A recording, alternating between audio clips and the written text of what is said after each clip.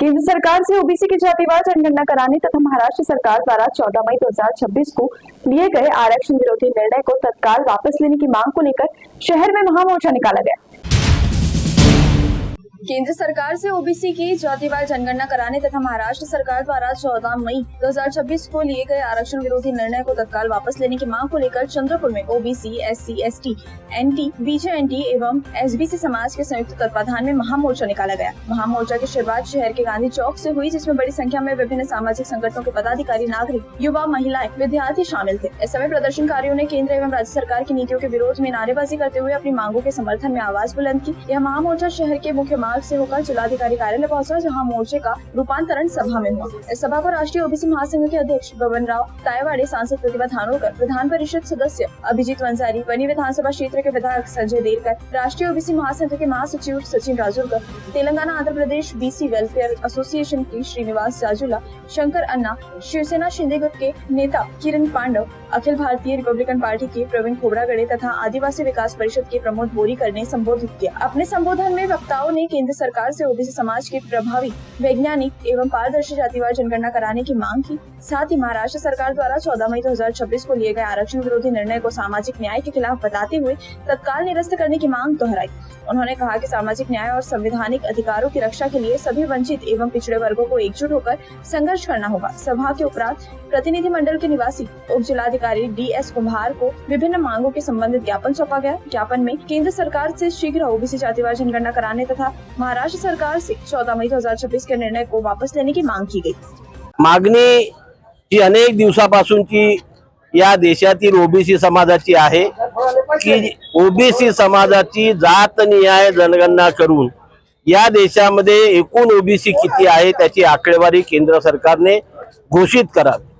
1 वर्षापूर्वी केंद्र सरकारने मंत्रिमंडळामध्ये निर्णय घेतला आणि जाहीर केलं की आम्ही आता येणाऱ्या जनगणनेमध्ये ओबीसीची जातनिहाय जनगणना करू, परंतु त्याची अंमलबजावणी करताना जेव्हा 33 प्रश्नावलीची जाहीर केली त्याच्यामध्ये ओबीसीचा कॉलम नाही आणि जातीचा सुद्धा कॉलम नाही।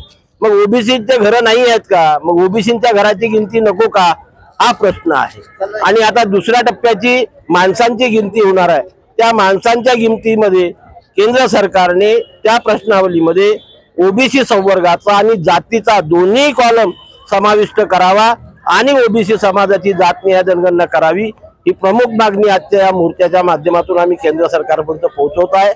दुसरं, महाराष्ट्र सरकारने 14 मे 2026 ला जो एक कॅबिनेट निर्णय घेतला की एससी, एसटी आणि ओबीसी या संवर्गातील जे विद्यार्थी, युवक नोकरी करता अर्ज करतील आणि एससी, एसटी, ओबीसीला ज्या काही सवलती संविधानानुसार आम्हाला मिळालेल्या आहे त्या सवलतीचा फायदा घेऊन अर्ज करतील तर त्यांची पुढे मात्र नियुक्ती सुद्धा त्या राखीव कॅटेगरीमध्येच होईल। एससी, एसटी, ओबीसी मध्ये ओपन मध्ये तो कॉम्पीट करू शकणार नाही, हा चुकीचा आहे।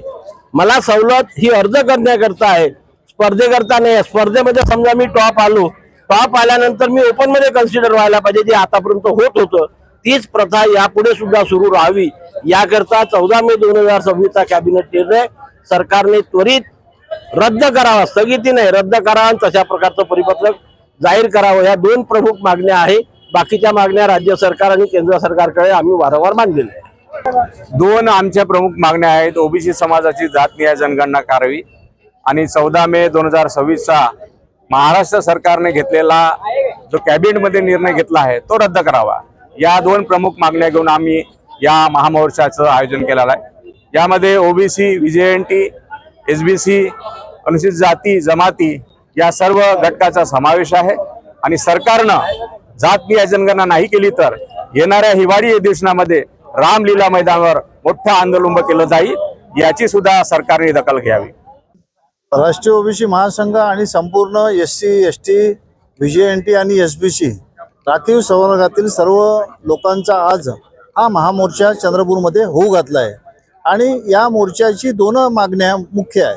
पहिली मागणी आहे की जी केंद्र सरकार जातनिहाय जनगणना करीत आहे त्या जातनिहाय जनगणनेमध्ये पहिल्या टप्प्यात ओबीसी कॉलम नव्हता, दुसऱ्या टप्प्यात ओबीसी कॉलम राहील असं आश्वासन दिलं, मात्र ते पहिल्या टप्प्यात न दिल्यामुळे ओबीसी समाज आश्वस्त व्हावा या दृष्टिकोनातून आमचा या महामोर्चाच्या माध्यमातून जनजागृती आणि सरकारला निवेदन देण्याचं कार्य आज आम्ही या ठिकाणी ठेवलं आहे.